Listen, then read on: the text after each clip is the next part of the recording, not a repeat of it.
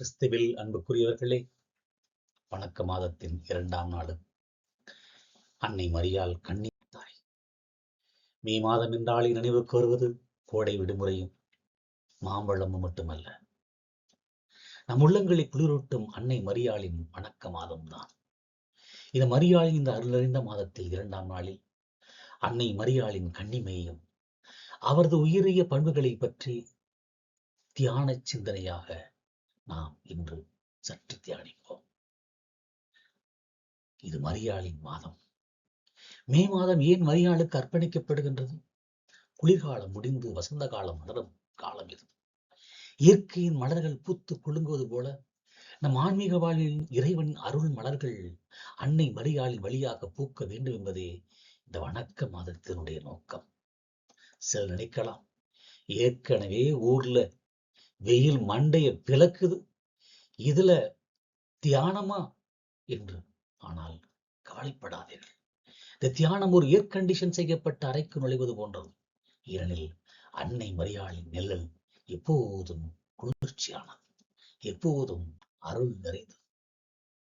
ஏசாயா மற்றும் மத்தேயு வாக்குறுதி நம்ம தியானத்தின் மைய கருவாக 2 முக்கிய இறைவார்த்தைகளை நாம் எடுத்துக் கொள்ளலாம். ஏசாயா 7:14 மற்றும் மத்தேயு நற்செய்தி 1:22-23. ஏசாயா 7:14, இதோ கன்னி கருவுற்று ஒரு மகனை பெறுவார். கிமு 8ஆம் நூற்றாண்டிலே இறைவாக்கினை ஏசாயா உரைத்த இந்த வார்த்தை ஒரு மாபெரும் சிக்னல். அன்றைய ஆகாச அரசனுக்கு ஒரு அடையாளம் தேவைப்பட்டது. இறைவன் கொடுத்த அடையாளம் ஒரு கன்னி கருவுறுவது. இது இயற்கைக்கு அப்பாற்பட்டது. இறைவன் மனித வரலாற்றில் நேரடியாக தலையிட என்பதற்கு கன்னிமை என்றும் ஒரு சான்று. மத்தேயு 1 அதிகாரம் இம்மானுவேல், கடவுள் நம்மோடு என்று கூறுகிறார். மத்தேயு ஏசாவின் அதே பழைய ஏற்பாட்டு திரையை விலக்கி நிஜமான நாயகியை நமக்கு காட்டுகிறார். அது அன்னை மரியாள். இதோ கன்னி கருவுற்று ஒரு மகனை பெறுவார், அவருக்கு இம்மானுவேல் என்று பெயரிடுவர். மரியா கன்னி தாய் என்பதில் சந்தேகமில்லை. கத்தோலிக்க விசுவாசத்தின்படி மரியா கருத்தரிப்பது முன்னுக்கு பிரசவிக்கும் போதும் பிரசவித்த பின்னும் என்றும் கன்னியாக இருந்தார். இது உடலால் மட்டுமல்ல ஏற்பட்ட ஒரு புதுமை அல்ல, உள்ளத்தால் அவர் முழுமையாக இறைவனுக்கு மட்டுமே அர்ப்பணிக்கப்பட்டவர் என்பதை குறிக்கிறது. என்று நாம் அனைவரும் உள்ளத்தால் இறைவனுக்கு அர்ப்பணிக்க நம்மை அழைக்கப்படுகிறது. இங்கே வாழ்வியல் பார்வை என்ன? அன்னை மரியாளுடைய குணநலன்கள். இன்று மே 2ஆம் நாள் அன்னை மரியாளின் பண்புகளை நமது அன்றாட வாழ்வில் ஒப்பிட்டு பார்ப்போம். 1, தாழ்ச்சி. வானதூர் வந்தபோது மரியா, நானா, எனக்கா இந்த பாக்கியம் என்று ஆச்சரியப்பட்டார். தன்னை ஆண்டவனின் அடிமை என்று அழைத்தார். இந்த உலகில் செல்ஃபி எடுப்பதிலும் நான் தான் பெரியவன் என்று காட்டுவதிலும் நம் முனைப்பாக இருக்கிறோம். அன்னை மரியா கற்றுத் தருவது, பின்னால் நில், இறைவனை முன்னால் வை. நீ பின்னால் நில், இறைவனை முன்னால் வை. ஆனால் இன்று நாம் பொறுமை மற்றும் அமைதி. தன் மகன் சிலுவையில் தொங்கிய போது அன்னை மரியா அங்கே அழுது ஆர்ப்பாட்டம் செய்யவில்லை, எல்லாவற்றையும் உள்ளத்தில் இருத்தி சிந்தித்தார். நம்ம ஊர்ல சின்னதா கரண் கட்ட ஆனாலே வீடே போர்க்களமாகிவிடும். ஆனால் அன்னை மரியா மௌனத்தையே மொழியாக கொண்டவர். அடுத்து பெருநல சேவை. தான் கன்னியாக கருவுற்றிருக்கும் நேரத்திலும் உறவினர் எலிசபெத்துக்கு உதவ மலைநாடு ஓடுகிறார் என்பதை நாம் பார்க்கிறோம். தாட்சி இருப்பதை பார்க்கிறோம், பொறுமை இருப்பதை நாம் பார்க்கிறோம், பிறநல சேவை இருப்பதை நாம் பார்க்கிறோம். இதன் வணக்க மாதத்தினுடைய நோக்கம் மற்றும் நன்மைகள் என்ன? இன்று மே மாசத்தை நாம் எப்படி கொண்டாட வேண்டும்? மரியாவை போலுவது மட்டும் நோக்கமல்ல, மரியாவை போல இயேசுவை நம் வாழ்வில் கருத்தரிக்க வேண்டும். மரியாளைப் போல இயேசுவை நம் வாழ்வில் கருத்தரிக்க வேண்டும் என்ற ஆன்மீக ஸ்தோத்திரே வெறும் வார்த்தை ஜாலம் அல்ல. இது ஒரு கத்தோலிக்க விசுவாசியின் வாழ்நாள் இலக்கு. இது இன்னும் ஆழமாக இறையியல் மற்றும் வாழ்வியல் தலங்களில் நாம் சிந்திக்கலாம். உடலால் அல்ல, உள்ளத்தால் கருத்தரித்தல். Conception of faith. அகஸ்டினா ஒருமுறை சொன்னார், மரியா தன் உடலில் இயேசுவை சுமப்பதற்கு முன்பே தம் உள்ளத்தில் அவரை சுமந்தார். தூய ஆவியான மரியாளின் மீது நிழலிட்ட போது அவர் விசுவாசத்தோடு ஆகட்டும் என்று சொன்னார். ஒரு வார்த்தை தான் கடவுளை மனிதனாக மாற்றியது. வாழ்வியல் பாடம் என்ன? இங்கே நாமும் ஒவ்வொரு முறை நற்கரணை உட்கொள்ளும் போதும் இறைவார்த்தையை வாசிக்கும் போதும் இயேசுவை நம் உள்ளத்தில் ஏற்கிறோம். மரியாவை போல ஆண்டவரே உன் விருப்பப்படி என் வாழ்வில் நடக்கும் என்று சொல்லும் போது நாமும் ஆன்மீக ரீதியாக இயேசுவை கருத்தரிக்கிறோம். இயேசுவை உள்ளத்தில் ஏற்கிறவர்கள் அதை கருத்தரிக்க முடியும் என்பது இறைவன் தரக்கூடிய செய்தி. இடைவிடாமல் சுமத்தல். கருத்தரித்தல் என்பது ஒரு நொடியில் நடப்பது அல்ல. ஆனால் கருத்தரித்து ஒரு நொடியில் நடப்பது. ஆனால் அதை சுமப்பது 10 மாத கால போராட்டம். மரியா இயேசுவை சுமந்த போது அவருக்கு பல சவால்கள் இருந்தன.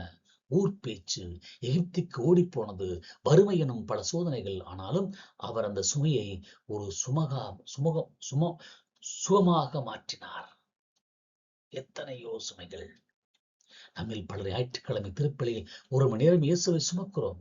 ஆனால் சர்ச்சை விட்டு வெளியே வந்ததும் பக்கத்து வீட்டுக்காரர் சண்டை போடும்போது அந்த இயேசுவை கீழே இறக்கி வைத்து விடுகிறோம். மரியாளைப் போல 24 மணி நேரம் சுமப்பதே உண்மையான சீடத்துவம். 3வது வெளிப்படுத்துதல். கருத்தரித்தல் நோக்கம் ஒரு குழந்தையை பெற்றெடுப்பது. நம் வாழ்வின் இயேசுவை கருத்தரிப்பது நோக்கம் நம் செயல்பாடுகள் வழியாக அவரை உலகிற்கு பிரசவிப்பது ஆகும். அன்னை மரியா எலிசபெத்தை சந்தித்து சென்ற போது மரியாளின் குரலை கேட்டவுடனே எலிசபெத்தின் வயிற்றில் உள்ள குழந்தை துள்ளியது என்று படிக்கிறோம். உங்கள் பேச்சிலும் செயலிலும் இயேசு இருந்தால் உங்களை சந்திப்பவர்கள் ஒரு அமைதியும் மகிழ்ச்சியும் உணர முடியும். நான் பேசினால் அது இயேசுவின் அன்பை பேச வேண்டும். நான் செயல்பட்டால் அது இயேசுவின் இரக்கத்தை செயல்பட வேண்டும். இதுதான் இயேசுவை உலகிற்கு பிரசவிக்கக்கூடிய நேரம். சிலுவை வரை தொடரும் உறவாக இருக்க வேண்டும். மரியா இயேசுவை கருத்தரித்தது வெத்திலேயே புல் தொட்டிலுக்காக மட்டுமல்ல, கல்வாரி சிலுவைக்காகவும் தான் என்பதை பார்க்கிறோம். நாம் இயேசுவை நம் வாழ்வில் ஏற்கும் போது ஆசீர்வாதங்களை மட்டும் எதிர்பார்க்க கூடாது. துன்பங்கள் வரும்போது மரியாளைப் போல சிலுவையில் நிற்கும் தைரியத்தையும் சேர்த்து நாம் பெற வேண்டும். அன்னை மரியாளின் கன்னிமை என்பது தன்னை முழுமையாக இறைவனிடம் ஒப்படைத்ததை குறிக்கிறது. நாமும் நம் இதயம் எனும் கன்னி தொட்டியில் வேறு எந்த தீய எண்ணங்களும் இடம் கொடுக்காமல் இயேசுவை மட்டும் நாம் வளர்க்க வேண்டும். சுருக்கமாக அன்புக்குரியவர்களே, மே மாதத்தின் 2ஆம் நாளில் நாம் எடுக்கும் தீர்மானம் இதுவாக இருக்கட்டும். கேட்பது இறைவார்த்தையை அன்னை மரியாளைப் போல கூர்ந்து கேட்போம். ஏற்பது அது கடினமாக இருந்தாலும் ஆகட்டும் என ஏற்போம். காப்பது உலக ஆசைகள் நம்மிடம் இருக்கும் இயேசுவை திருடிவிடாதபடி இதயத்தை பாதுகாப்போம். மரியாளைப் போல நாமும் நடமாடும் நற்கருணை பேழையாக மாறுவோம். ஜெபமாலை. அர்ப்பணம் வெறும் ஒரு மந்திரம் அல்ல. ஜெபமாலை வெறும் மந்திரம் அல்ல. அது அன்னை மரியாளின் கையை பிடித்துக் கொண்டு இயேசுவின் வாழ்க்கையை ஒரு படம் பார்ப்பது போல ரசிப்பது. ஒவ்வொரு நாளும் குடும்பங்களை அன்னையின் கரங்களில் கொடுக்க வேண்டும். இதுதான் இந்த தியானத்தினுடைய சாராம்சம். எல்லாவற்றையும் நாம் இங்கே ஒருமுகப்படுத்தி கொடுத்திருக்கிறேன். வாக்குறுதியின் வளர்ச்சியை பார்க்கிறோம். இறைவன் நம்மோடு கொள்ளக்கூடிய உறவை நாம் தாழ்ச்சியின் சிகரமாக அன்னை மரியாள் இருப்பதை பார்க்கிறோம். வெறுமையும் மௌனமாக அவர் இருப்பதை பார்க்கிறோம். முழுமையாக தன்னை அர்ப்பணிக்கக்கூடிய அன்னை மரியாளோடு இணைந்து நாமும் நம்மை அர்ப்பணிப்போம். இறுதியாக அன்பானவர்களே, மரியா என்பது வெறும் ஒரு வரலாற்று நபர் அல்ல.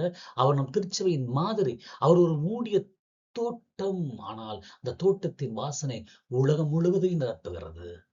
மரியா புதிய ஏவாள் கீழ்ப்படியாமையால் வாழ்வை இழந்தார்.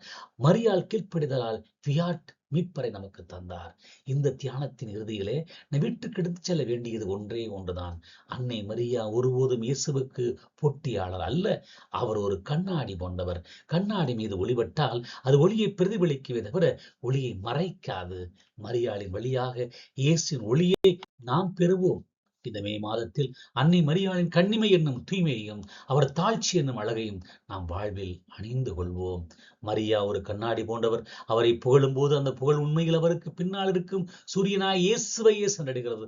நாம் மரியாளைப் போல தெளிவான கண்ணாடியாக மாறி இறைவனின் ஒளியை பிரதிபலிப்போம். மரியாளை போற்றுவோம். மரியாளைப் போல இயேசுவை நம் வாழ்வில் ஏற்றுவோம். மரியாளை போற்றுவோம். மரியாளைப் போல இயேசுவை நம் வாழ்வில் ஏற்றுவோம். மரியே வாழ்க.